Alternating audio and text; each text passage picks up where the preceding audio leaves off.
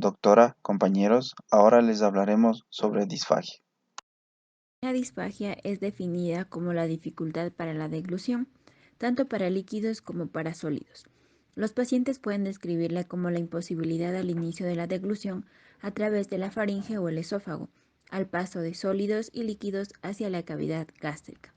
Es muy importante que se diferencie del síntoma odinofagia, ya que este síntoma hace referencia al dolor que se presenta durante la deglución. En cuanto a la epidemiología, esta patología es relativamente frecuente. Su prevalencia aumenta con la edad y en presencia de patologías neurológicas. Se considera que 1 de cada 17 personas presenta alguna forma de disfagia en el transcurso de su vida. Esta condición afecta de un 40 a un 70% de los pacientes con accidentes cerebrovasculares, de un 60 a un 80% de las personas que padecen enfermedades neurodegenerativas, al 13% de adultos mayores de 65 años y de un 60 a un 75% de los pacientes sometidos a radioterapia por presentar neoplasias de cuello o de cabeza. Desde el punto de vista clínico, la disfagia se clasifica en orofaringia, esofágica y funcional. La disfagia orofaringea se da cuando la dificultad de la deglución se localiza antes del esófago, es decir, en la boca o la faringe. La disfagia esofágica se da cuando la dificultad para deglutir se localiza a nivel del recorrido esofágico y la disfagia funcional pertenece a los trastornos funcionales digestivos. En la valoración inicial del paciente con disfagia, es importante tener en cuenta que la disfagia es un síntoma de alarma, que debe ser estudiado sin demora. El primer paso va a ser la realización de una historia clínica detallada para determinar si los síntomas son debido a patologías orofaringeas o esofágicas. Por ende, lo primordial es determinar si la sintomatología es al inicio de la deglución o existe la sensación de imposibilidad o a su vez obstrucción al paso del bolo alimenticio en la zona cervical o por debajo de la región esternal. Se debe considerar los siguientes aspectos clínicos para la valoración inicial. De esta forma se puede orientar las posibles causas, así como también dirigir las exploraciones complementarias necesarias. En este caso es importante determinar la localización, el tipo de alimentos, es decir, en dónde aparece la disfagia, si es hacia los alimentos sólidos o líquidos. Identificar si es progresiva, estable, continua o intermitente. También determinar la duración de los síntomas y el tiempo de evolución, así como también la presencia de síntomas concomitantes, como por ejemplo la regurgitación, la tos o la presencia de sintomatología respiratoria durante la deglución. También la existencia de pirosis o reflujo gastroesofágico y de igual forma tomar en cuenta los síntomas generales, como la pérdida de peso o la astenia, que en sí son sintomatologías que pueden orientar a la etiología de la disfagia. Habitualmente es fácil determinar que el motivo de consulta es la presencia de disfagia orofaringia. Suelen describirla como la dificultad para el inicio de la deglución o la sensación de imposibilidad para el paso de alimentos. Si esta obstrucción se produce en la fase de transferencia desde la hipofaringe hacia el esófago, se define como síndrome orofaringio. En algunas ocasiones la sintomatología puede ser confusa, siendo necesaria la realización de un interrogatorio minucioso que incluya tiempo de evolución, síntomas concomitantes, el uso de fármacos tales como psicofármacos, anticolinérgicos, antihistamínicos, entre otros, para discernir si el origen reside en una causa orgánica o funcional. En la valoración semiológica de la disfagia orofaringia se pueden enumerar los siguientes síntomas por orden de frecuencia. El globo faringio, aunque es un síntoma muy frecuente, en su definición no es disfagia, y es un síntoma con el que debe hacerse un diagnóstico diferencial. Habitualmente los pacientes lo describen como una sensación de nudo en la garganta. También la odinofagia, que puede ser secundaria a patología neoplásica, inflamatoria o infecciosa. Es común posterior a una intubación endotraqueal prolongada. Si es que esta disfagia se inicia en una fase final de la comida, también puede ser secundaria a una miastenia gravis. En cuanto a la otalgia, es un dolor referido. El vértigo, acúfenos asociados a pérdida de peso, pueden ser secundarios de una lesión neoplásica en hipofaringe, laringe, faringe o base de la lengua. Así como también la presencia de disfonía o cambios en tono vocal, disartria, voz nasal, y o dolor durante el habla puede ser debido a una disfunción neuromuscular, parálisis de cuerdas vocales o distrofia muscular.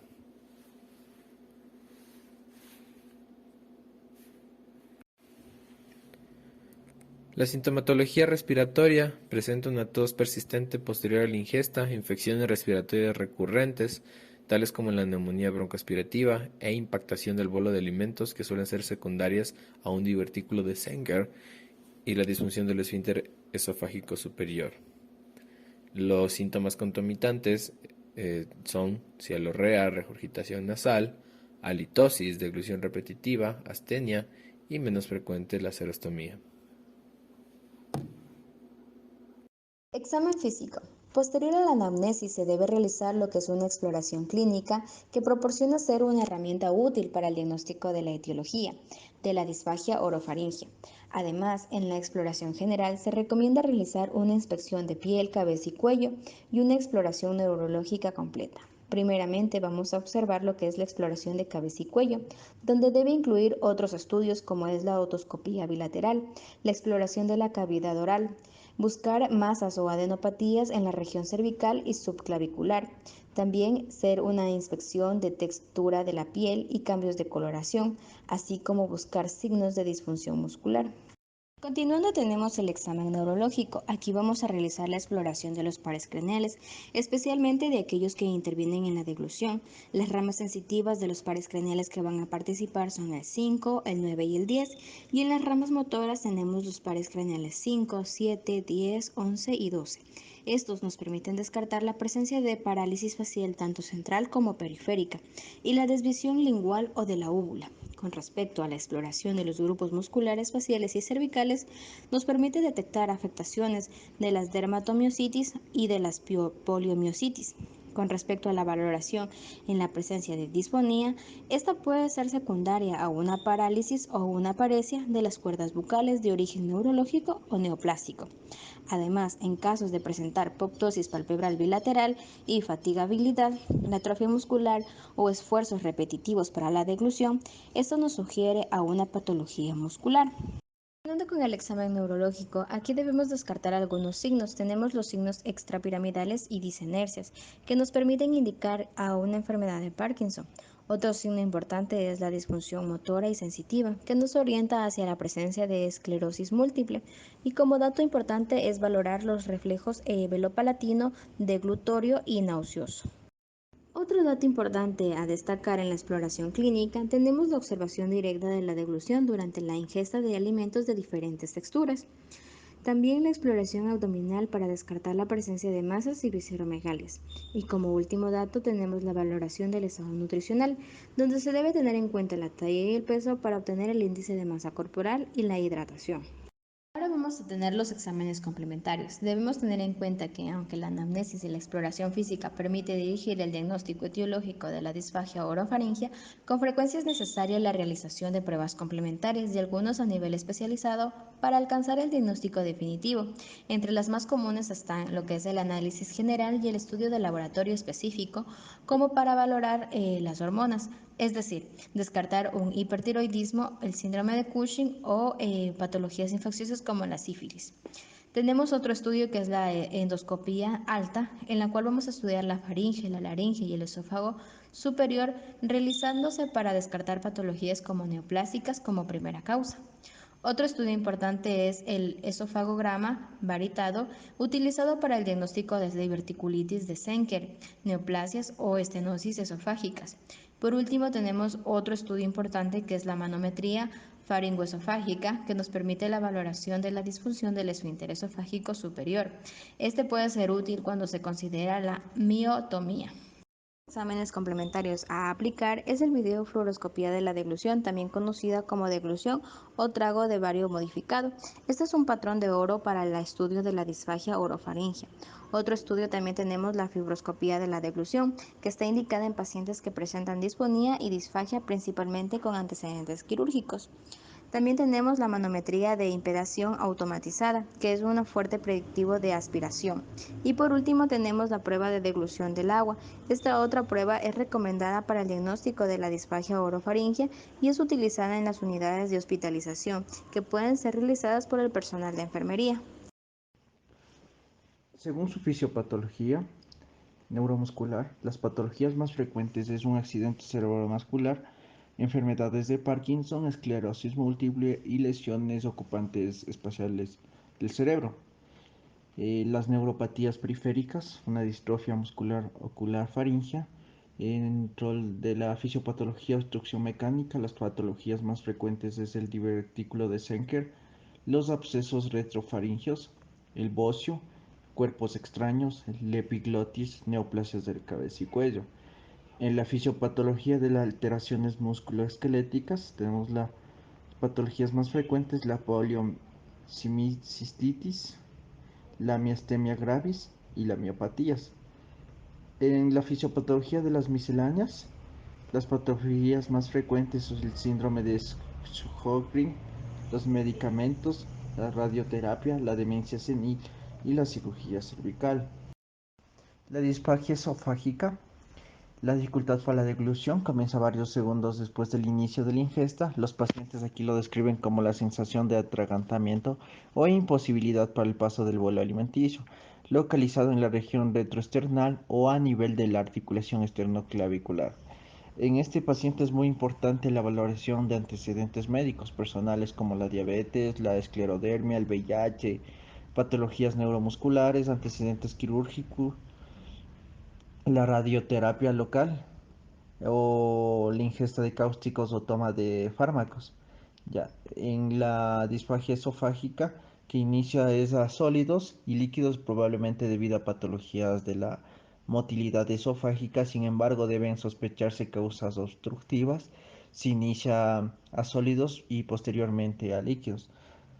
Los síntomas usualmente son insidiosos y gradualmente progresivos, mientras que aquellos debidos a neoplasias esofágicas son rápidamente progresivos.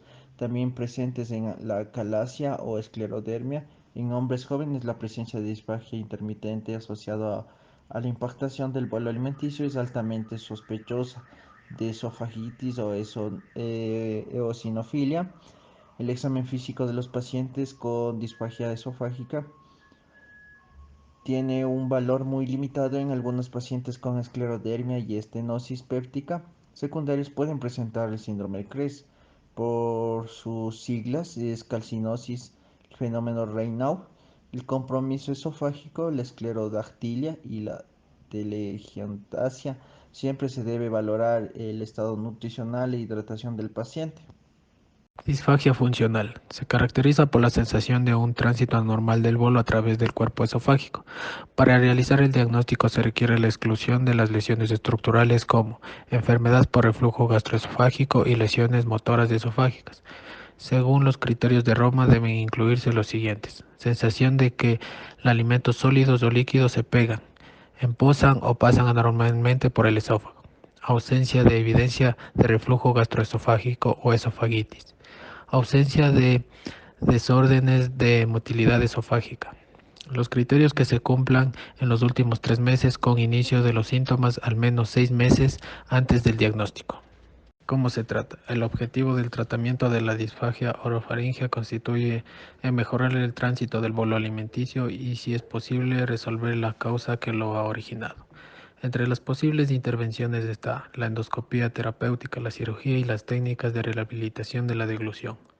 El tratamiento de la disfagia esofágica con frecuencia necesita técnicas invasivas y quirúrgicas. Puede estar indicado el uso de inhibidores de la bomba de protones a dosis altas, relajantes musculares y corticoides. Entre las medidas dietéticas tenemos cambio en la textura de los alimentos, uso de espesantes en la disfagia orofaringia y evitar la alimentación sólida y compactada en la disfagia esofágica. Cambiar en el volumen de los bolos, pequeñas cantidades y con mayor frecuencia, y la recomendación para prevenir la broncoaspiración. De disfagia esofágica. Según su fisiopatología tenemos la de obstrucción mecánica. Las patologías más frecuentes en estas van a ser las membranas en anillos de Shakti, patología mediastínica, neoplásicas, pulmonares, linfomas, divertículos, cuerpo extraño, impactación del bolo alimenticio, patología benigna esofágica, patología vascular de la arteria subclavia aberrante, elongación aórtica. Alteraciones de la motilidad como la acalasia, espasmos de la musculatura esofágica, esófago de Hashmer, esclerodermia y el mal de Chagas. Misceláneas, vamos a tener neuropatía diabética, autorismo crónico, esofagitis eosinófila, patologías endocrinas, hiper y hipotiroidismo, enfermedades de la mucosa que estrechan la luz, secundaria a una inflamación neoplásica o fibrosis. Vamos a tener neoplasias esofágicas, síndrome de Plumber-Vision, síndrome secundarios e ingestión de cáusticos, escleroterapia de varices esofágicas, estenosis péptica, lesión radial, esofagitis infecciosa, herpes y cándida. Las posquirúrgicas después de una fundoplicatura de depósitos de antirreflujo. Exámenes complementarios. Habitualmente los pacientes requieren derivación temprana a estudios endoscópicos. Entre estos vamos a enviar estudios de endoscopía superior. Esta va a ser la prueba más útil para evaluar la mucosa esofágica, permite la toma de una biopsia y de otros cultivos. Esofagograma de contraste varitado es una prueba inicial más útil en los pacientes con antecedentes o características clínicas que sugieran lesiones del esófago proximal. En algunos pacientes con trastorno de la motilidad esofágica pueden estar indicadas pruebas más específicas como son la manometría pH esofágica, la manometría esofágica de alta resolución o la catalografía de tránsito esofágico con radionucleico. Entonces vamos a ver la diferencia entre disfagia orofaringea y disfagia esofágica. En cuanto a la etiología de la disfagia orofaringea, vamos a tener como causa la alteración neuromuscular. En la disfagia esofágica, una alteración orgánica o funcional. La localización va a ser en la región cervical en cuanto corresponde a la orofaringea, y a la disfagia esofágica en la región esternal del cuello. Las concomitantes en la disfagia orofaringea vamos a tener dificultad en la masticación, tos, disartria, globo faríngeo, regurgitación nasal, neumonías a repetición y voz nasal o disfonía. En cuanto a la disfagia esofágica, vamos a tener que esta se va a presentar con pirosis, regurgitación de los alimentos, pérdida de peso, halitosis y anemia. Doctora, compañeros, esa ha sido nuestra exposición del día de hoy. Espero hayan comprendido